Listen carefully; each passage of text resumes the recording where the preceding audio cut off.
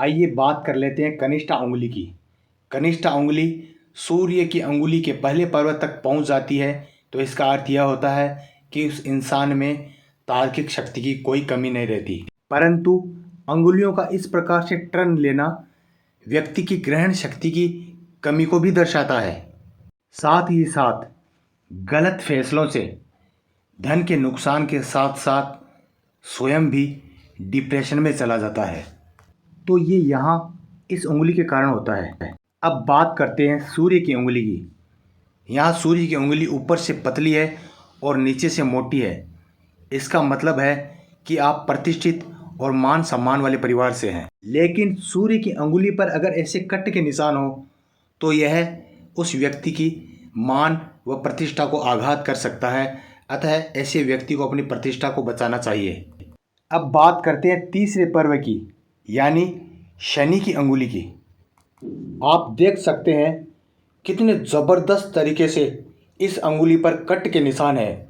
अगर ऐसे कट के निशान आपकी अंगुली पर है तो निश्चित है आपने अगर किसी को रुपया उधार दिया है तो वह वापस नहीं आएगा और आपको जीवन में बहुत बार धन हानि का सामना करना पड़ेगा अगर आपकी शनि पर्वत पर या शनि की अंगुली पर ऐसे कट के निशान है तो यह निश्चित है। अब बात करते हैं गुरु की अंगुली की। आप देख सकते हैं कि आपकी जो गुरु की अंगुली है वह बहुत ही शानदार और ज़बरदस्त है, लेकिन इसमें भी एक बहुत बड़ा नुकसान मुझे दिखाई दे रहा है। आप देखिए, गुरु पर्वत के दूसरे पर्व पर एक काला स्पॉट या तिल का निशान है। यह बहुत ही बड़ा दुख का कारण या आप कह सकते हैं टेंशन का कारण है। और देख सकते हैं इसके साथ में कट भी लगे हुए हैं। यह आपको अपनी पत्नी से मतभेद करा सकता है, प्रेमिका से मतभेद करा सकता है और आपका वैवाहिक जीवन संकट में डाल सकता है अगर ऐसा चिन्ह आपके गुरु पर्वत की अंगुली पर दूसरे पर्व या तीसरे पर्व पर है तो। अब हम बात कर लेते हैं इस हस्तरेखा में बुध पर्वत की। अगर बुध पर्वत पर देखा जाए तो कोई अभी संतान की रेखाएं मुझे दिखाई नहीं दे रही इस हथेली में, और कोई भी व्यापारिक लाइन भी बुध पर्वत की तरफ टच नहीं हो रही। तो अगर कहूँ तो अभी आपको 35 से 38 साल के बीच में कोई बड़ा फ़ायदा होने वाला बिल्कुल भी नहीं है। बात करते हैं सूर्य पर्वत की। मंगल से एक रेखा सूर्य पर्वत तक जा रही है और सूर्य रेखा भी शानदार बन रही है। इसका अर्थ यह है कि ऐसे व्यक्ति को सरकारी नौकरी मिलने के अच्छे चांस है अगर वह प्रयास करता है और उसके अनुरूप वह पढ़ाई करता है तो। इसके अलावा और भी राज्य सरकार से संबंधित कार्यों में ऐसे इंसान को सफलता मिलने के काफ़ी चांस रहते हैं। अब हम आपकी हस्तरेखा में बात करते हैं शनि पर्वत के बारे में। इस हथेली में आप देख सकते हैं कि शनि पर्वत बिल्कुल दबा हुआ है। इसका अर्थ यह होता है कि इस व्यक्ति को या ऐसे व्यक्ति को धन पाने में बहुत मेहनत और बहुत प्रयास करना पड़ता है, और ज़्यादातर मामलों में देखा जाता है कि बहुत प्रयास करने के बाद भी ये सब इंसान या ऐसे व्यक्ति उतना धन जमा नहीं कर पाते जितना उनको अपेक्षा होती है। अब हम बात कर लेते हैं बृहस्पति पर्व की।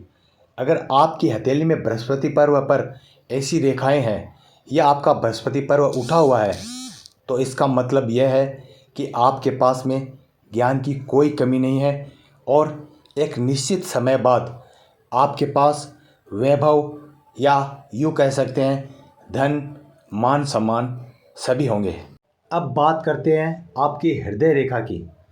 आप इस हथेली में देख सकते हैं यहाँ पर हृदय रेखा में द्वीप बने हुए हैं। यह भी एक चिंता का ही कारण होते हैं।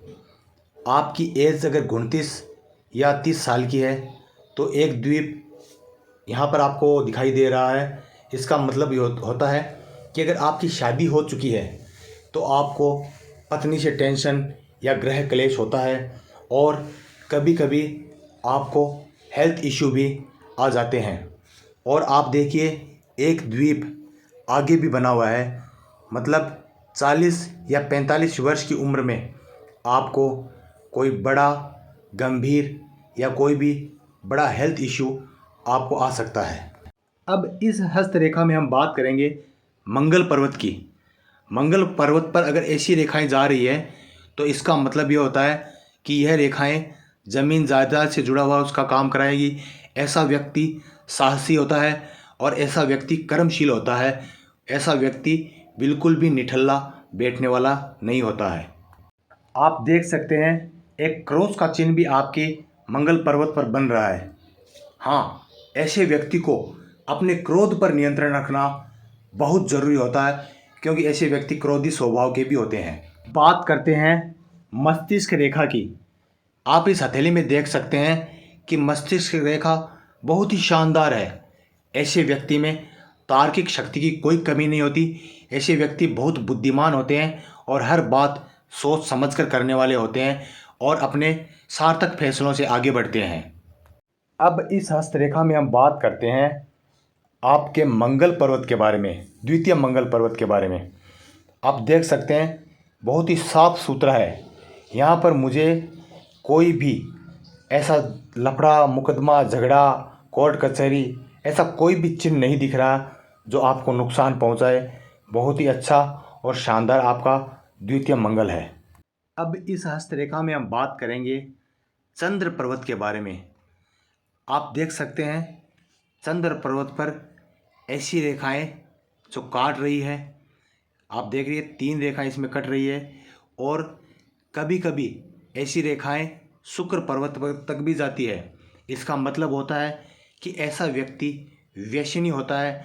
सिगरेट, शराब, जुए आदि व्यसन, कोई भी इनमें से व्यसन कर सकता है। और शुक्र पर्वत तक अगर ये लाइन टच होती है तो इनको चरित्र से भी नुकसान हो सकता है, क्योंकि चंद्र पर्वत मन का कारक होता है और अगर ऐसे कट लगे हुए हैं तो ऐसे व्यक्ति का मन हमेशा विचलित रहता है। अब इस हस्तरेखा में हम बात करेंगे बुध की लाइन या व्यापारिक लाइन के बारे में। ऐसा नहीं है कि इसमें व्यापार नहीं है, बहुत अच्छा व्यापार है, लेकिन आप देखिए कि इसमें एक क्रॉस बन रहा है और एक दूसरा क्रॉस भी इसमें बन रहा है और एक तीसरा क्रॉस भी है। लेकिन इसमें सबसे बड़ा जो नुकसान है वह है इस हथेली में भाग्य रेखा के ऊपर एक काला तिल का निशान है। किसी भी हथेली में अगर कोई भी तिल का निशान है, खासकर अगर वो व्यापारिक क्षेत्र में भाग्य रेखा पर अगर आता है, तो यह हमारे व्यापार को या काम धंधे को चौपट करता है और हमें ज़्यादातर नुकसान का सामना करना पड़ता है। अगर ऐसा तिल आपकी हथेली में है तो आप ज़रूर देख लीजिए, यह अच्छा नहीं माना जाता। हालांकि इसके उपाय भी होते हैं, लेकिन फिर भी आप सोच समझकर कोई भी व्यापारिक निर्णय लीजिए। दूसरा सबसे बड़ा नुकसान इस तिल का आप देख सकते हैं, यह आयु रेखा, भाग्य रेखा और मस्तिष्क रेखा तीनों के बीच में है। तो यह हमारे तीनों तरीके से नुकसान करने वाला है, दिमाग से भी, आयु से भी और भाग्य से भी। यह बिल्कुल भी शुभ नहीं है। अपनी हस्तरेखा एनालिसिस करवाने के लिए आप मुझसे कांटेक्ट कर सकते हैं। मेरे मोबाइल नंबर आपकी स्क्रीन पर मौजूद है। धन्यवाद।